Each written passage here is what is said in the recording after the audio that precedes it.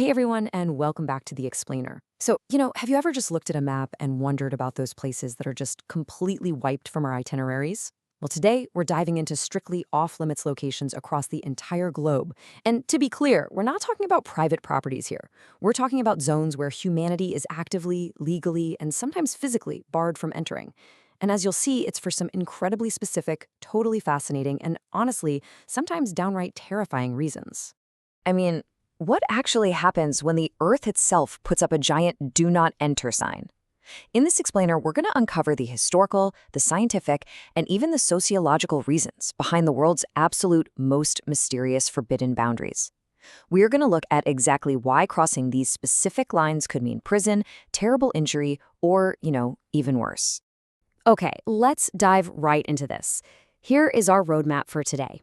We're grouping these locations by exactly why they're off limits. Lethal nature, sacred and secret spaces, places frozen in time, and finally, abandoned medical ruins.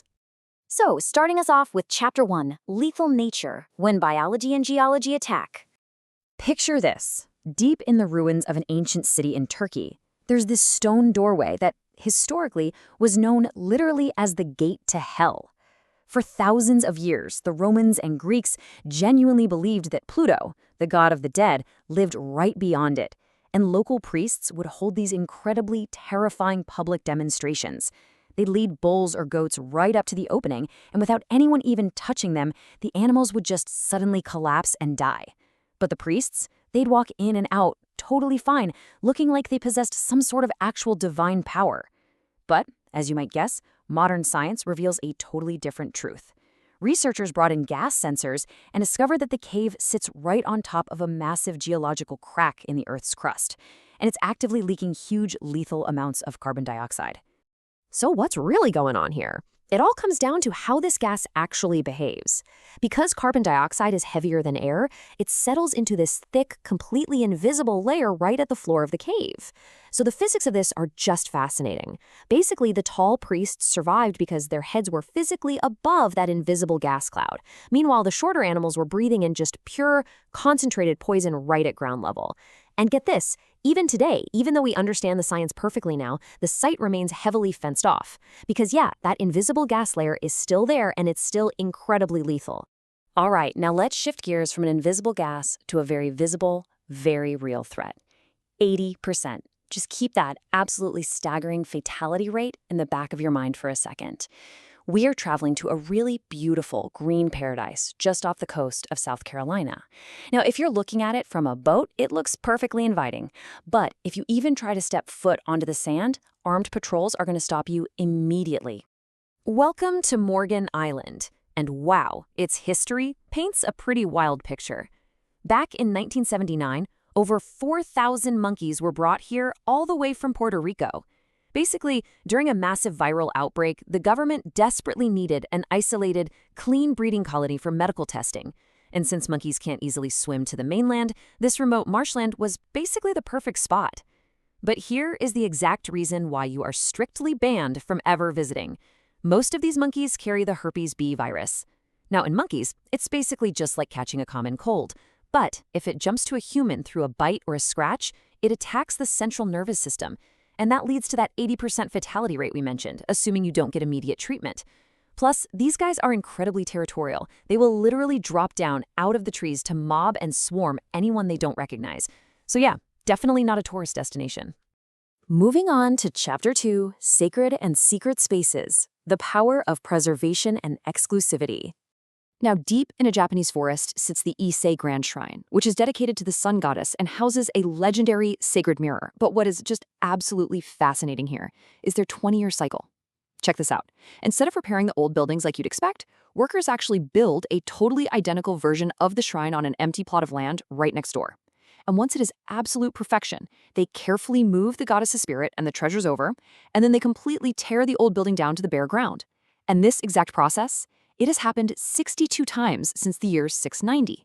It creates this amazing paradox where you're basically looking at a place that is simultaneously 1,300 years old, and yet somehow less than 20 years old. And here's the catch. You literally cannot get close to it. I mean, sure, you can hike through the surrounding park right up to the outer wooden walls, but that is it. The shrine itself is protected by 4 solid layers of high wooden fences. The ground inside is considered so profoundly, deeply sacred that only the highest-ranking priests and members of the Japanese imperial family are actually allowed inside. Seriously, even the most powerful world leaders have been turned away right at the gates.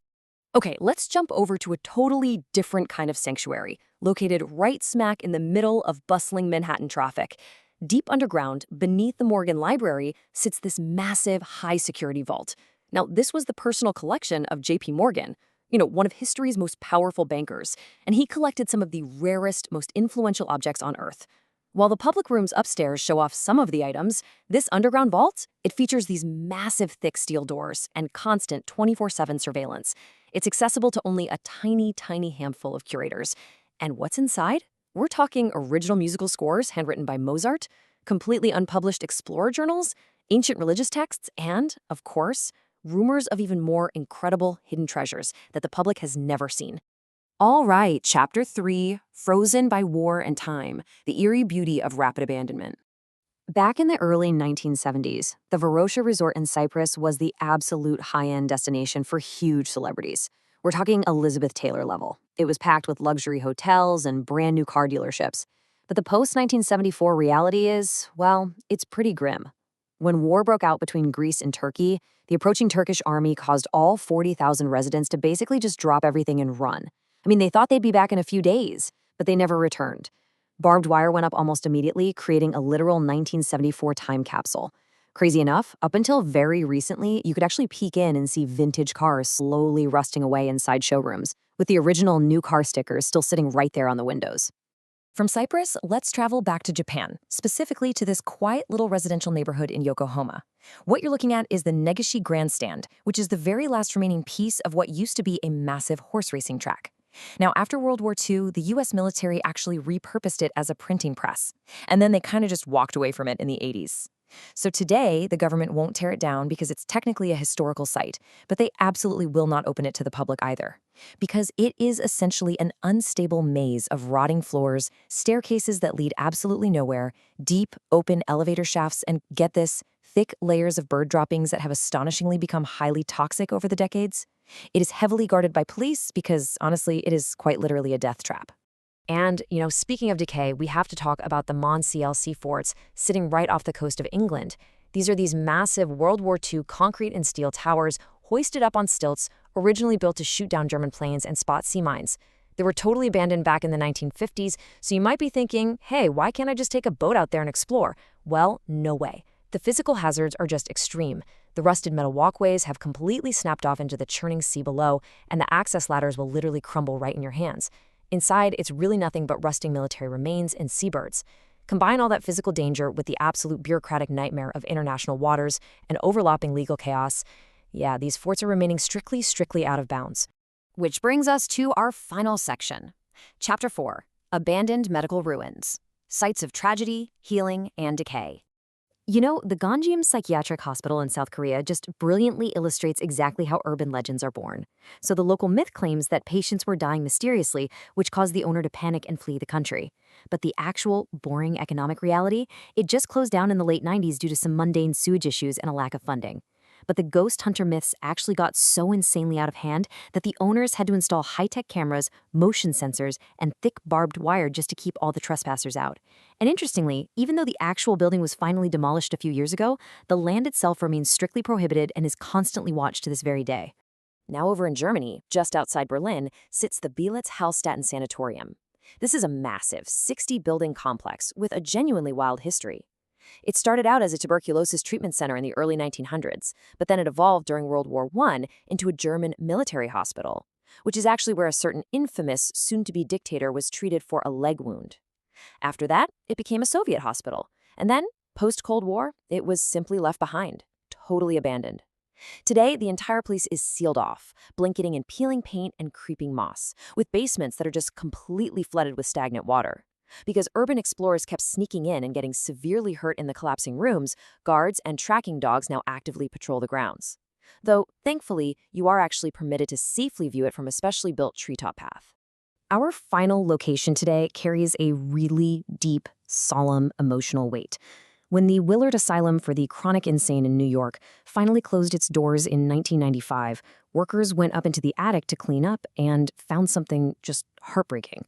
They discovered over 400 individual suitcases belonging to patients who were admitted between 1910 and 1960. These people arrived with literally their whole lives packed into a single bag, only to never, ever leave again. And those bags? They were just moved up to the attic and completely forgotten about. Now, while parts of the old asylum grounds have actually been converted into a state prison, these specific attic areas and older wards are strictly off limits. And that's twofold: to protect the legacy and privacy of those patients, and to shield the general public from severe hazards like asbestos and decaying lead paint. It's fascinating, isn't it? How nature and time eventually reclaim absolutely all of these spaces, sealing them away from us forever. Whether that's by an invisible layer of gas, crumbling steel walkways, or just toxic decay.